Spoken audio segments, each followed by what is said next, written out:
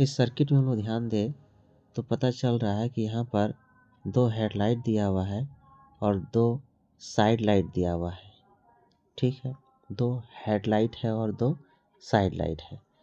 और यहाँ पर ये जो दिया हुआ है 12 ओम, ये हो गया आपका साइड लाइट, और ये जो 4 ओम दिया हुआ है ये आपका हो गया हेडलाइट। तो हेडलाइट तो साइड लाइट है। अब ध्यान दीजिए कि ये अगर वायर है और यहाँ से एक कनेक्शन दे रहे हैं हम, ज्वाइंट जंक्शन बनाते हुए, एक यहाँ और एक ये साइड में। तो इस तरह से अगर हम यहाँ पर स्विच पोजीशन 2 पे लगाते हैं, पोजीशन 2 पे, ये पोजीशन 3 है, पोजीशन 2 पे अगर स्विच लगाइएगा ना तो यहाँ पर चूँकि 12 ओम है और यहाँ पर चूँकि 4 ओम है, तो स्विच जो पोजीशन 2 पे लगा हुआ है तो 2 पोजीशन से करंट सप्लाई होना शुरू होगा।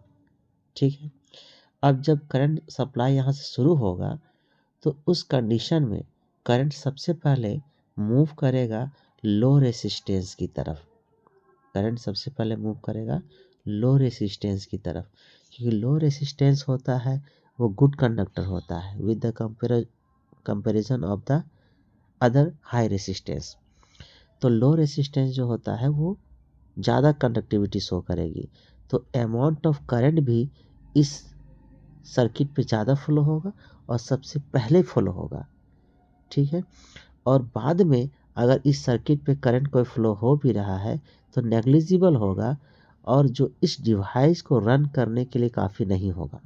यहाँ पर जो डिवाइस लगा रहेगा ना, उसको रन करने के लिए जितना करंट चाहिए उतना करंट इस वायर में, इस सर्किट में नहीं जा पाएगा, जिसके वजह से यहाँ पर जो लगा हुआ जो डिवाइस है वो काम नहीं करेगा। और यहाँ पर जो डिवाइस लगा हुआ है वो लो रेसिस्टेंस पर है, जो कि अमाउंट ऑफ करंट भी इसमें ज़्यादा जा रहा है, सबसे पहले जा रहा है, इसलिए यहाँ पर लगा डिवाइस काम करेगा। तो इस कंडीशन में अगर हम लोग यहाँ देखें तो ये जो है 4 ओम वाला सर्किट, ये हो जाएगा आपका बाईपास। ठीक है, जो लो रेसिस्टेंस होता है ना, याद रखिएगा, जो लो रेसिस्टेंस होता है वो सर्किट आपका क्या बन जाएगा, बाईपास। और करंट सबसे पहले किधर से गुजरेगा, बाईपास से गुजरेगा, याद रखिएगा। और जिधर से करंट सबसे पहले और हाई अमाउंट में गुजरेगा वो डिवाइस जल्दी और फास्ट काम करेगा। तो इस वजह से यहाँ पर हेडलाइट जो 4 ओम वाला है वो काम करेगा, वो जलेगा, लेकिन साइड लाइट जो है वो नहीं जलेगा, नहीं काम करेगा। इसी तरह से अगर पोजीशन 2 पे जोड़े तो ऐसा होगा, नहीं पोजीशन 3 में जोड़िएगा ना, चूँकि पोजीशन 3 में जोड़ रहे हैं जहाँ पर कि लो रेसिस्टेंस है, उसी पोजीशन पे आप सर्किट को जोड़ रहे हैं, उसी पर स्विच ऑन कर रहे हैं, तो उस कंडीशन में ये क्लोज सर्किट बन जाएगा और सारा डिवाइस जो है वो आपका रन करने लगेगा, सारा डिवाइस जो है आपका रन करने लगेगा, क्योंकि यहाँ पर अब जो बाईपास है वो मेन सर्किट बन जाएगा। तो इस वजह से सारा डिवाइस जो आपका है जलने लगेगा, चाहे वो हेडलाइट हो चाहे वो साइड लाइट हो।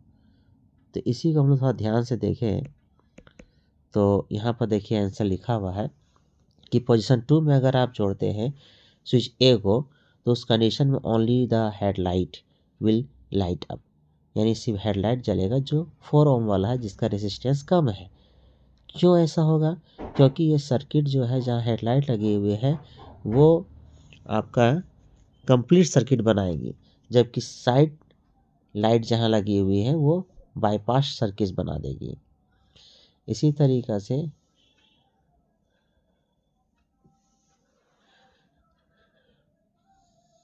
पोजीशन 3 में आते हैं, अगर पोजीशन 3 में, तो पोजीशन 3 में अगर आप देखते हैं तो स्विच ए को जोड़ने पर both are headlight and side light दोनों जलने लगेगी। क्यों, क्योंकि पूरा सर्किट को कंप्लीट कर देगी दोनों लैंपों के लिए। नेक्स्ट क्वेश्चन है इसी में कि find the potential difference between each lamp. हर एक लैंप का अलग अलग पोटेंशियल डिफरेंस आपको निकालना है। चूँकि पैरेलल में है तो पैरेलल में पोटेंशियल डिफरेंस सेम कांस्टेंट होता है, तो इसका जो है पोटेंशियल डिफरेंस 12 वोल्ट दिया हुआ है बैटरी का, यही सारे सर्किट में फ्लो होगी, क्योंकि पैरेलल में तो पोटेंशियल डिफरेंस चेंज नहीं होती है, इसलिए इसका आंसर हो जाएगा 12। नेक्स्ट क्वेश्चन है कि करंट आप फाइंड आउट कीजिए। करंट फाइंड आउट करने के लिए 12 ओम के लैंप के लिए हम करंट को फाइंड आउट करेंगे। तो करंट का फाइंड आउट करने के लिए फॉर्मूला लगेगा, आई इक्वल टू होता है वी बाई आर, तो वी भी 12 और रेसिस्टेंस भी 12, तो 1 एम्पियर का करंट बहेगा। उसी तरीक़ा से 4 ओम के लिए निकालेंगे तो आई बराबर वी बाई आर, वी हो गया 12, आर हो गया 4, तो 3 एम्पियर का करंट फ्लो करेगा। ये तो सो ईजी है। नेक्स्ट है so will calculation which type of lamp 4 M and 12 ohm has the higher power, किस में पावर ज़्यादा बहेगा। तो देखिए पावर का फॉर्मूला होता है V into I, next formula होता है power equal to V square by R, V square by R. तो 12 ओम के लिए अगर हम लोग निकालते हैं तो 12 ओम में करंट फ्लो कर रहा है 1 एम्पियर का, तो पावर हो जाएगा 12 वाट, और 4 एम्पियर में 4 ओम वाला रेसिस्टेंस में 3 एम्पियर का करंट फ्लो कर रहा है, तो उसका पावर हो जाएगा 36 वाट। तो इस तरीक़ा से जिसमें करंट फ्लो कम हो रहा है उसमें पावर ज़्यादा खपत होगा, यानी 36 वाट का पावर उसमें इन्वेस्ट होगा। यानी अगर देखा जाए तो 4 ohm lamp has the higher power, 4 ohm वाला जो लैम्प है उसमें जो पावर आपका होगा वो ज़्यादा लगेगा, और जिसमें रेसिस्टेंस ज़्यादा है उसमें पावर क्या लगेगा, कम लगेगा। क्यों? क्योंकि इसमें करंट का अमाउंट क्या जा रहा है, कम जा रहा है। जिसमें करंट का अमाउंट ज़्यादा जाएगा, ज़्यादा करंट को खाएगा, वहीं पर ना बिजली बिल ज़्यादा उठेगा। और करंट का अमाउंट सबसे ज़्यादा कौन खाएगा, कौन सबसे बेसी करंट को खींच पाएगा अपनी तरफ, जिसका रेसिस्टेंस कम है।